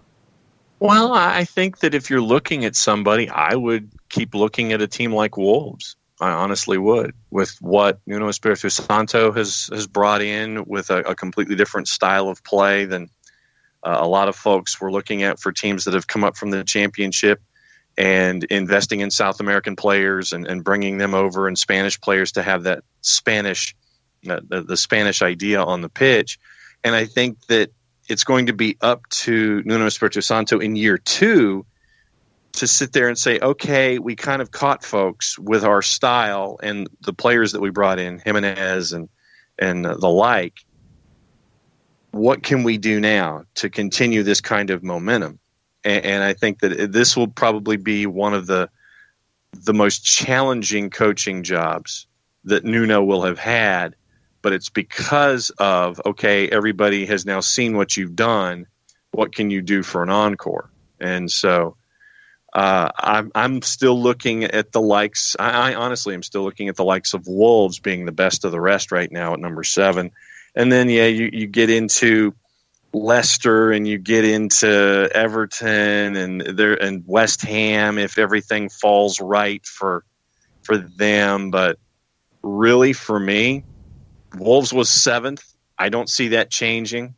But then that's the discussion we have about the 3 groups. Last year, Wolves, 3 better than Everton, 5 better than Leicester and West Ham. West Ham was 10th. Watford was 11th at 50. And then you get into the group that was kind of fighting not to be that 3rd team that was going to be relegated, with our favorite punching bag Crystal Palace at 49, who won 3 of their last 5, and that was how they got to where they were. Newcastle, Bournemouth. Bournemouth just had a run of form with injuries after Christmas, and a lot of folks were concerned about them. I think that since they've signed Callum Wilson to a 4-year deal, I think that Bournemouth will be fine as long as Eddie Howe stays there, because I think that Eddie Howe has figured out, with the budget that he has, to bring in the players that work in the system and financially. So I think Bournemouth is fine. Sean Dyche, I think that with Burnley last year, Europa League took more out of them, the Europa League qualifying in those early rounds. I think it took more out of them than they cared to admit, and they got off to a horrible start, but they bounced back and they were safe by the time they were done. And then that brought you to the Southampton, Brighton, okay, are we going to survive grouping? And then it came down to the end, and it was Cardiff, Fulham, and Huddersfield that went, and Huddersfield was just flat awful at 3-7 and 28. But I don't see a whole lot of change when it comes to the players in that group 2. So for me, it would be the likes of a Wolves and Everton, a Leicester, and West Ham being the best of the rest in that 7 to 10. I think Leicester's one to keep an eye on. I've always liked Brendan Rodgers' work. No doubt. I like the type of soccer he wants to play, and I think he can do a good job at Leicester. And now that he'll get a full season to do it, that's one I'm keeping an eye on for an interesting possible story. Maybe they're the ones that step up and push that big 4. But another bit of news in England from a lower division, it appears that Matt Miazga, U.S. center back, will be spending his season with Reading. He's under contract at Chelsea. He's never factored into anything at Chelsea, and it doesn't really seem like he's going to. But it looks like a season-long loan at Reading is what's lined up for Miazga. Is that a good fit for him? I want reps for Miazga, and I think that if he gets them consistently, then the answer to that is yes. When he was stuck at Chelsea, no way he was going to get any kind of a consistent rep for Chelsea in the Prem. So I think that for Miazga, so he's not wasting away on the vine, I think that he needs to be at a place like Reading, and you hope that he is placed in a position in the 11s where he can flourish. And for me, it all starts with getting regular reps. We talk about players here on this side of the ocean where you want to see them get regular reps, but they're not because of a numbers game in MLS. So they go down to USL Championship and work their way through and get those reps to prove that they can be a quality player at the next level. So I'm thinking that Miazga getting regular reps there can prove his worth and perhaps finally escape and maybe even come home after a year or two. Yeah, but I mean, I think he's been getting reps. It's just, is this the level he should be getting reps at? I think over there, probably, yeah.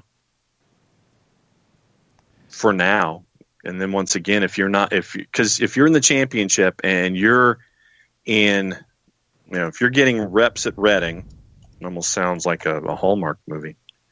But if you're getting reps there, then looking at what went down last season, you were 20th in the table in the championship. That to me, all right, I don't see him at a place like, honestly, I take it back. I'd love to have him at Swansea, speaking very selfishly. You look at a Middlesbrough, Bristol, Nottingham, Swansea, Brentford. Oh, that's great, but let's go through his trajectory here. I mean, you're talking about a 24-year-old center back. He went to Chelsea in 2016, January, on a 4.5-year deal, so you're going into the final year of the contract. And he played at Vitesse and did well. He played a good bit. Seemed to go well, especially in the early going. Then he went to Nantes in France and played 8 times. And now he's moving on to Reading. Yeah. I mean, it looks like the deal is going to stay for him to go to Reading. Sorry, let me be clear. He went there in January and did play some for Reading, and it looks like he's going to stay this season.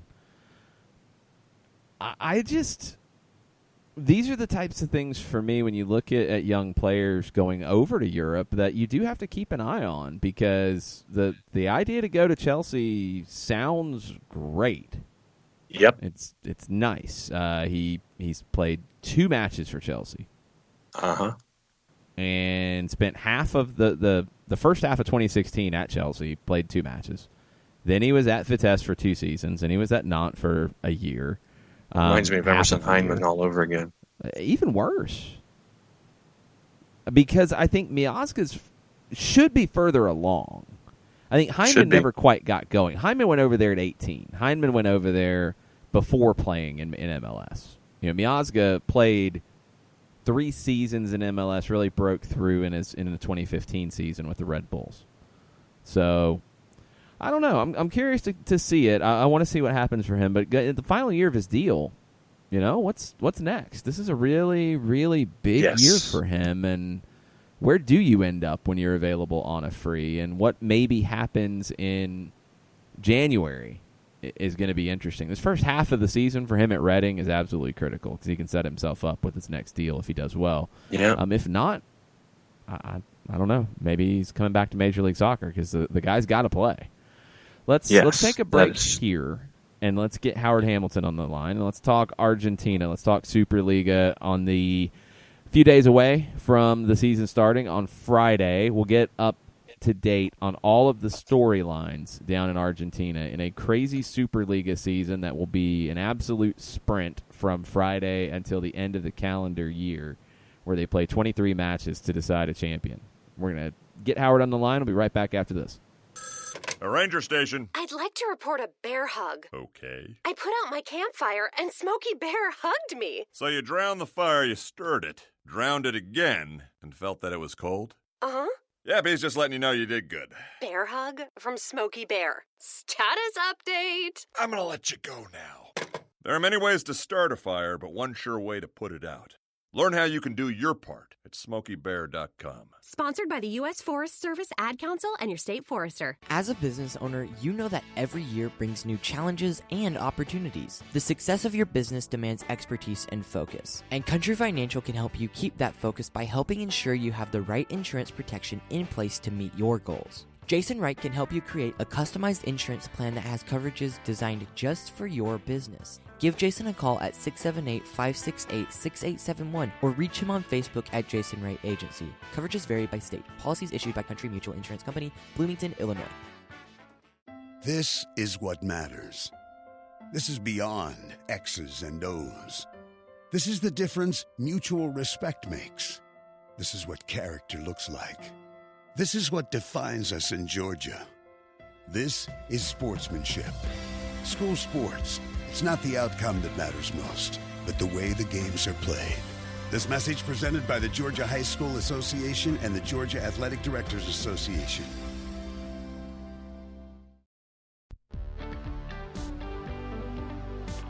If you've been hurt in a car wreck, contact my friend Steve Apolinsky of Apolinsky and Associates. He's been representing individuals for over 30 years throughout Georgia and Alabama. Email him at steve@aa-legal.com or call him 24/7 at 404-377-9191. The initial consultation is free.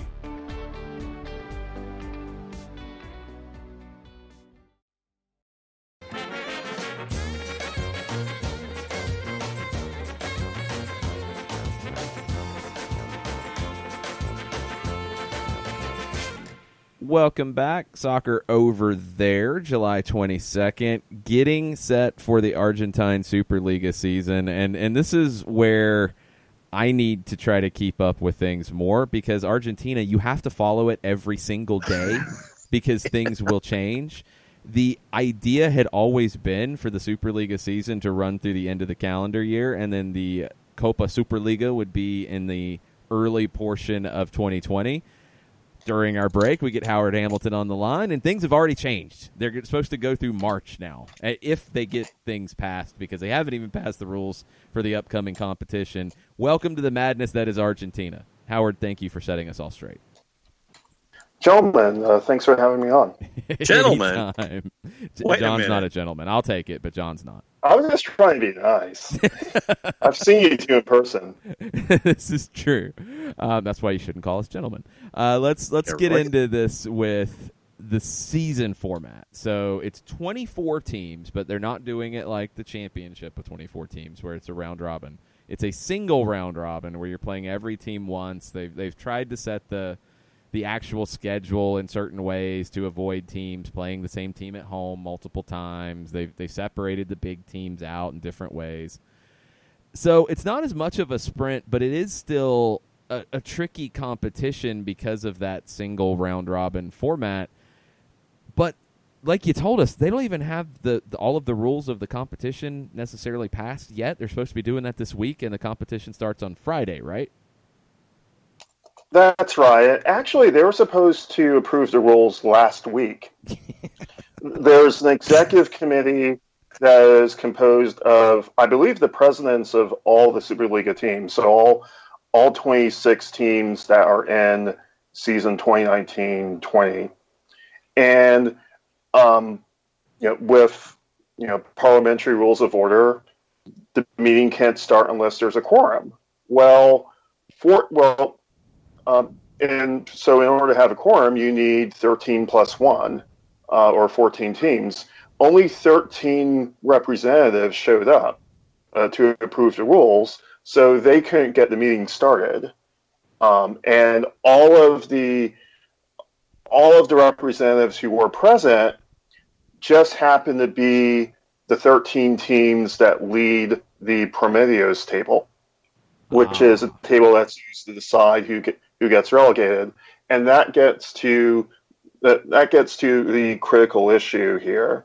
The big sticking point in the approval of the rules is deciding on how many teams get relegated this upcoming season and what the relegation criteria will be. The teams that are in the lower half of the relegation table are requesting that 2 relegation places be decided by the Promedios, which is the average of points won over the last 3 seasons in the top flight, and the other 2 be decided on a straight points total from that single season. And these are all teams that are either in direct danger of relegation or could be sucked into a relegation fight as the season progresses. So again, as always, the issue of the Promedios is a really big thing, and it's a lot more complicated than people think. Yeah, and in Argentina specifically, you're talking about a league that after River Plate was relegated, they just blew up the first division and took it to 30 teams, and then they realized that doesn't really make a lot of sense or work well. So they're trying to get it down. Do they even have like a plan of, are they trying to get it to 20, or are they kind of figuring out as they go at this point? The original plan was to bring down the size of the league to 20 teams by, I believe, 2022. So this season has 24 teams. The next season is supposed to have 22, 2021, and then season 21-22 would have 20 teams. Okay, so the idea is for 4 to go down and 2 to come up for the next 2 seasons. Right. Trimming, yeah. So the plan that's currently being proposed is to have 3 relegation places, so that and to have 2 come up from the lower division. Slow it down a little bit. Which means that next year we have 23, and then 22, and then 21. So in season 2023, the top division would have 20 teams. And I think you can immediately identify one big issue in bye weeks in upcoming seasons is that you have an odd number of teams. So one team would have to be idle every match day. So that's going to be a big mess. I think it's easy for people outside of Argentina to view Promedios as a protection scheme for the big clubs, and there's a huge amount of truth to that. But Promedios is a system that creates its own constituency. Not only are the Big Five teams supporters of the Promedios average, you also have teams such as Defensa y Justicia, Atlético Tucumán. Vélez isn't a small club, but Talleres, Godoy Cruz. Talleres, for example. Those are teams that are in the top 10 in the Promedios table. Like Defensa y Justicia is third, and they don't want to immediately shift to a system where they would be in danger of relegation immediately. Right. Defensa y Justicia is 7 points away from theoretical safety this season. They're not going to give that up to move into a straight points criteria for relegation. So, like I said, it's a lot more complicated than people think. So that's the bottom end of the table. Let's start, because we were talking earlier and you were listening in about Boca and the pursuit of Daniele De Rossi. Boca has been, the powerhouse as of late. They're the team with the most money. What's it looking like for Boca in the upcoming Superliga season? And I think too, and feel free, we can kind of include their continental campaign in this too, because I think it all does kind of get wrapped together in a lot of ways, and Boca's in the round of 16 in the Libertadores. What's it looking like for Boca with the changes that they've had? Guillermo Barros Escalotto's in Los Angeles now. You have Cristian Pavón that they're still trying to figure out what's going to happen. Nandez, it sounds like, is going to Italy once that gets done, but you also have players coming in. It feels like there's a lot of flux for Boca Juniors, but they would go in as maybe one of the favorites. Is that fair? Yeah, I think that's fair to designate them as one of the favorites. I'm a little hesitant to designate them as a title contender because of the type of talent that's leaving. You have Dario Benedetto. The news just came through on TSA that Boca has accepted the offer from Olympique Marseille. So that's another one. Pavón is on his way out, supposedly.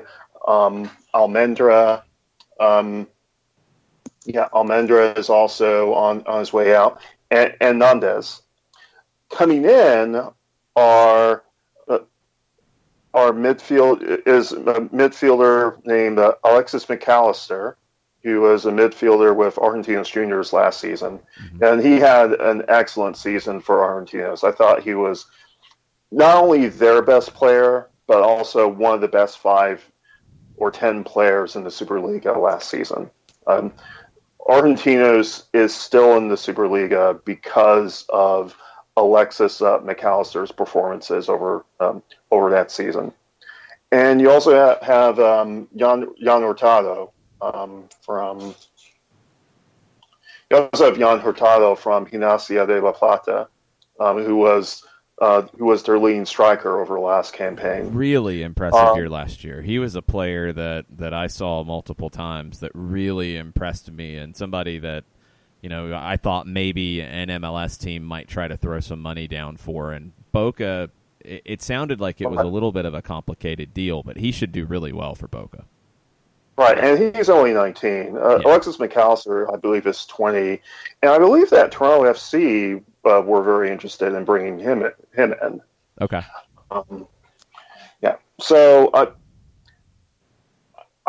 it's going to be interesting to see how Boca performs this season.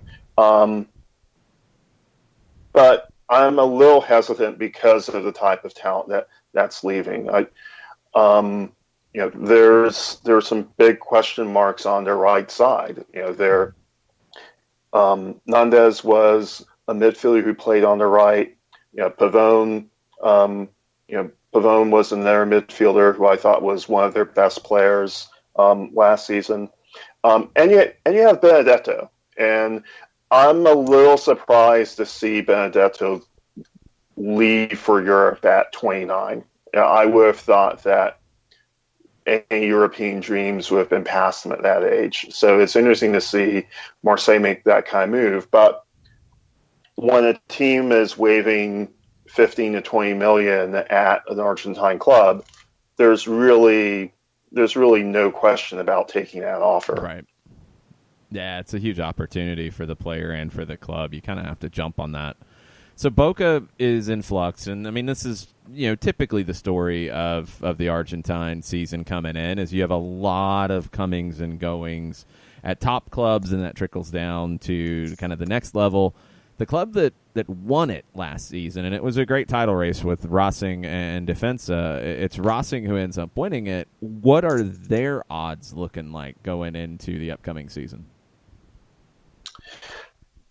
Again, there's a fair amount of flux in that squad. You have players such as Saravia leaving,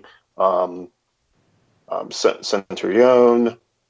I'm looking at the list right now. Well, and you've also got interest of Sriracho for AC Milan, right? Right. Yeah, Sriracho is another one, and Sriracho had a really great season for Racing last season. You have Gustavo Bo, who plays for New England Revolution and has had a really great start there. It's interesting that Lisandro Lopez is still with the team, but again, he's 36, but he was their best player. I think the challenge for this upcoming season is that the players who are left are obviously a year older now than they were last season. They're going to be the third oldest team in the third oldest squad in the Superliga. So can they make a run for another title this season? It's going to be a tough ask. Even if the competition ended if the season ended in December, it would have been an extremely tough ask. I think for any club to navigate, 23 matches from now to December would be a very difficult proposition. 23 from now until March 1st, that's a little less challenging. But I'm a little. I think they will be in the conversation for a league title. I'm not exactly sure that they will win it. I think this season is a little more open than it's been in the past. Yeah, it sounds like that format will open it back up a little bit. I would assume that they would take time off in the summer, like they typically have. They take a month off in the summer. So January. Yeah, from December 8th to January 26th. Okay. So it'll be 23 matches in 24, 25 weeks or so, something like that, when you factor it all in, which is far more manageable. For the league, it's far more manageable. And then there's the League Cup, which is being done a little differently this season. The format, the Copa Superliga was new last time, and it was a pretty traditional cup format, but it's not going to be a traditional cup format this time around. Not exactly, anyway, right? That's right. They're going to split the league into 2 groups of 12. They will have a single round robin again, so every team is guaranteed to play 11 matches, and I believe there will be a semifinal round and then a final match. So it's like a mini league, I guess. Right, a second mini league. Okay. Which isn't too different from the way that the Argentine Primera had been organized in the 80s or even the 70s. Right. The interesting thing is that those 11 matches in the League Cup also count for the relegation averages. Oh, wow. Okay. So you'll have a total of 34 matches that will be considered for that relegation table. So you're not going to have a situation that you did last season where the relegated teams might have been using Copa de Superliga as a way of evaluating talent so that they can decide on the approach to take in Nacional B. And then you had a team like Tigre go on a run and win the competition. Right.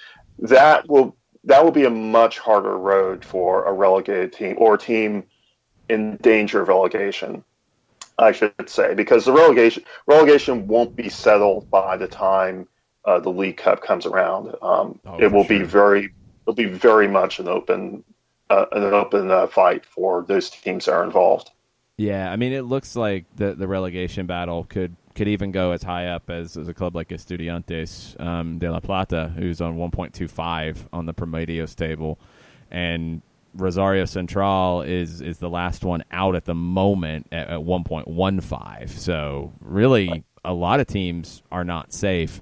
Let's get into the middle and the bottom in a second. There's a major club we haven't talked about yet that has had tons of success on the continental level. They have not won a league in a little bit. Marcelo Gallardo's River Plate. What does it look like for River in the upcoming season in your mind?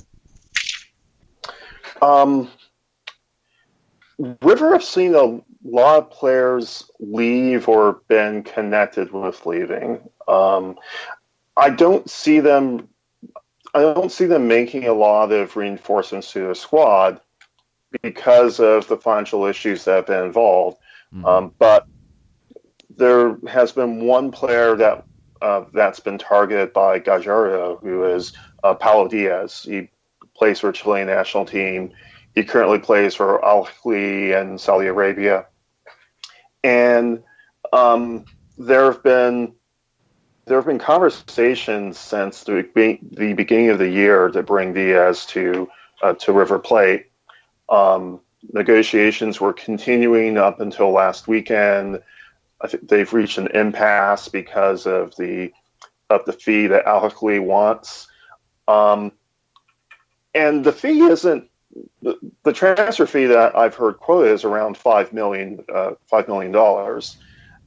which isn't a large transfer fee. It's not even a large transfer fee for Major League Soccer teams these days.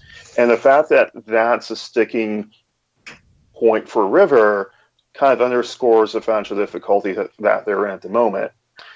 And you also have 3 or 4 other players, such as Martinez Cuarta, Nacho Fernandez, Ezequiel Palacios, who have also been connected with transfers out of the club. So if River is in a situation where they need revenue, then those three players who not too long ago were making significant contributions to their campaign could be on their way out of the club. I'm very interested in seeing how Juan Fernando Quintero performs when he returns from injury. I don't know. I'm not exactly sure how far away he is from a return, but it'll be interesting to see who they bring in as a striker, if they do decide to bring in someone as a striker, because I'm not sure I would want to depend on Lucas Prato, Ignacio Scocco for a few seasons for this additional season. Rafael Borré is an option. I mean, he's young, but Prato and Scocco, is particularly Prato is a first choice. His first choice up front, but he'll also be a year older, so it'll be interesting to see how he comes on during the league season. Who are the clubs? Howard, let me ask you. Go ahead, John. I was going to say, Howard, let me ask you a seismology question having to do with the league from last year and how it applies to this year.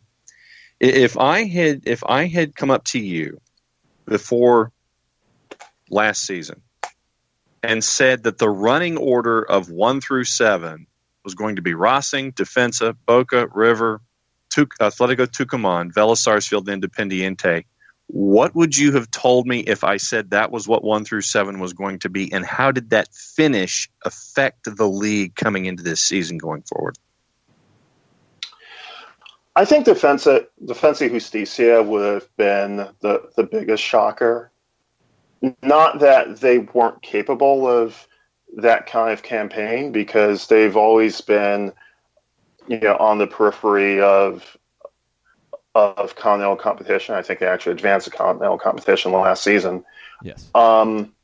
Racing wouldn't have been that much of a shocker. They did win the league not too long ago. But I think Defensa Justicia would have been the biggest surprise. Not even Atletico Tucumán would have been a big shocker, because they had an excellent campaign the previous season, entered Copa Libertadores and advanced to the quarterfinals. It's not terribly shocking. I think the big surprise in the league that season was not just Defensa Justicia's performance, but also the fact that they were a strong second place and were such a strong challenger to Racing over that season. I think most people would have expected them to fall away by the middle of the season, but the fact that they stayed there really caught the attention of not just football fans in Argentina, but also the general sports public there. And that was why I was going to ask about basically the seismology of how those surprises, many surprises with the established guys that were there, has that affected, I guess, the expectations of the landscape of the casual person looking at who's not necessarily attached to, say, a big name like a Boca or a River? Is that giving folks more pause to sit there and say, okay, it's not just these guys, but there are others that can be thrown into the mix more consistently now because of what we saw last season, or was this a one-shot deal?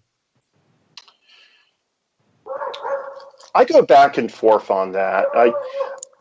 I think what Defensa Justicia did is a bit of a one-off, but I also think it shows what is possible if you have a coherent project, if you have a good scouting and recruitment system, and you're willing to take the long view. Defensa Justicia were one of only 9 teams in Superliga that had their coach for the entire season. Wow. I believe they've only had 2 or 3 managers over the last 2.5 seasons. So they're a club that is committed on an Argentine level to continuity. They have a coherent project, and they have a good recruitment structure. It's a little different in the fact that so many of their players come in on loans, but it's a system that they're comfortable with, and they're a system that they're really good at executing, and that they've been really good at executing. Atletico Tucumán has done something very similar in that they have a very coherent project, and they're also very focused on continuity, and they've reaped the rewards over the last couple of seasons. Is that possible at other clubs? I believe so. Is it something that clubs do in Argentina on a regular basis? No. And that was why I asked. It's very short-term gratification, right? Yeah, it's a short-term gratification. I think it's something that is imposed by the league system or by the competition formats. I think it's also something that is an artifact of the football culture there. Even at a place like River Plate or San Lorenzo or San Lorenzo or Independiente, although they've been changing at those clubs. Big clubs are just as susceptible to short-term thinking as the smaller clubs. I believe the reason why you've seen so many smaller clubs over the last decade become champions in Argentina, whether it's in Argentinos Juniors or Banfield or Lanús, is that during that time, those were clubs that were willing to take on a longer-term project and have the will to see it through. And in a league where you have a lot of flux, not only amongst the smaller clubs, but amongst the bigger clubs, if you have a coherent program, you will have a much greater advantage in the league season than those that don't, even if they have a much greater payroll than you have. Yeah, it's something we talk about a lot when it comes to building an identity and building a club. Howard, we've got you for just a couple more minutes. I got 2 questions for you. First up, if you are talking to a new subscriber to Fanatis, they've listened to the show, they're interested in what's going on in Argentina, they see Argentine players or players from the league coming to MLS all the time, who is a team that for you is just the most fun to watch that you would recommend to a new fan? I'm a little biased because I'm a fan, but that's okay. I really like Nothing wrong with that. like the way Vélez Sarsfield is playing right now. I'm really excited about their league season. Gabriel Heinze is a really good manager. I think they've really found someone who they can hold on to for a few seasons and really build something. Again, it's challenging because some of their players who performed really well last season, I believe, are on their way out. But I think they play good football. I think they've been effective more often than not last season, and they had a really strong finish to the league season as well. So I'm really excited to see what happens, and it's really great to see for me as a fan, considering that next week is the 25th anniversary of their Copa Libertadores win.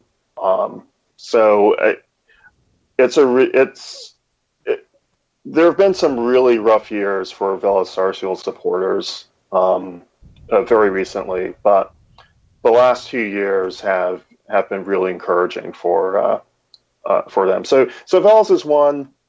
I would say Atletico Tucumán. Okay. I like the way they play. I think they punch above their weight. Let's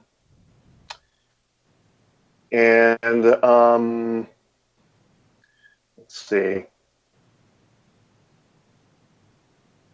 And I think Independiente will be an interesting side this season. I'm really interested in seeing how Sebastian Becasece manages that team. I think they have some really great talent coming in as well, and I actually see them as a contender for the league title. So Vélez, Independiente, and Atletico Tucumán are ones where, if you're a new fan to Argentine football, they're a great place to start as far as getting connected or getting stuck in with an Argentine side. Yeah, that's what I would recommend to people listening who are new to the league is watch some different games. The games for me, I mean, as somebody who's not necessarily like, nobody has my heart yet out of any of the clubs. There are teams that I like, and there are players that I like, and styles of play, and managers that I like, but no one club has just completely like grabbed me, and that's who I'm going to follow day in and day out. Right. There's a lot of great matches to watch. Right, and the thing about Argentina is that you have the big club, you have the big five clubs, but you also have the neighborhood clubs like an Argentinos or a Lanús or a Bonfield that have a really strong identity with the neighborhood or the locality in which they're in. Newell's, and San that's Lorenzo. Something that San Lorenzo's a grande, but yeah, they've turned into a little bit of a neighborhood club. Like, there's just cool stories in each of these clubs. Right. Yeah, the La Plata clubs, Gimnasia and the Estudiantes. There's a really strong identity with those clubs, and it's something that you don't see not only in a lot of places in South America, just in a lot of places in Europe. It's a very English sense of identity with their football club, and you experience this at the big club, and especially at a small club. Okay, final question, and it's a tough one, but you are named the commissioner or presidente of the Superliga tomorrow. You're probably only going to want the job for a day because of how chaotic it is, so you get to make one change, one move, one thing to make the Superliga a better league. I got to hear this. What would you do? I would immediately cut the 20 teams. I would have, I would change from a Prometheus system to a straight point system over 2 seasons. Fair. Yeah. And I would have a home and away championship. So I'm with the Promedios. I'm with the home and away. I think that would get it a little more aligned with everything. But how would you cut right now from 24 to 20? That's a really challenging thing because Argentine football, and this is a historical thing, has been very heavily skewed toward Buenos Aires. And I think it should be a truly national competition. I would probably start by dividing if you're going to use an average system, divide the clubs into clubs from Buenos Aires and clubs from the interior, and relegate 1 or 2 more clubs from the Buenos Aires area than you do from the interior, and arrive at 20 that way. Yeah, I'm sure that will make me really popular with the Buenos Aires You're clubs. You're only lasting one day in a job, that's for sure. So again, I don't think it would last that job very long, and also the Bar Bravas from those clubs would be would be picking my home and putting things under my car. So yeah, well, we'd be able to get you in for a day and make a change and then get you out of the country. And that would be the change you would make, is get it to 20, get to a more traditional get out of town. Structure. Yeah, if you can pay for the helicopter to take me off the headquarters, I'll be ready. I would be there for that. Okay, we'll find somebody. We'll see what we can do. It's not going to take effect this season. Maybe next year we can figure these things out. But Howard Hamilton, make sure you're following him. Soccer Metrics on Twitter. Not just Argentine expert, but also South America as a whole. Lots of stuff about Libertadores Sudamericana coming up. Howard, thank you for the time. We appreciate it. Looking forward to the season. Thanks. I appreciate it. We're going to wrap up here. We'll be back in the morning for Soccer Down here. If you have any questions as you listen, feel free to tweet at all of us. Nick Alifi will take your tweets. Jared_Smith will take your tweets. Soccer Metrics, Howard Hamilton will take your tweets. Always, you can tweet at me at Longshoe, at OSG Nelson, at Soccer Down here, and at Sock Over There. Sock Over There will be back next week with another Monday evening show with all the silly season stuff, and we'll talk about the first mostly full week. I think there might be some Monday matches. We'll be able to talk about the first week of the Argentine season as well. We'll see how Defensa y Justicia is doing. Thanks, everybody, for listening. We appreciate it. Mucho plata, y'all. Mucho plata.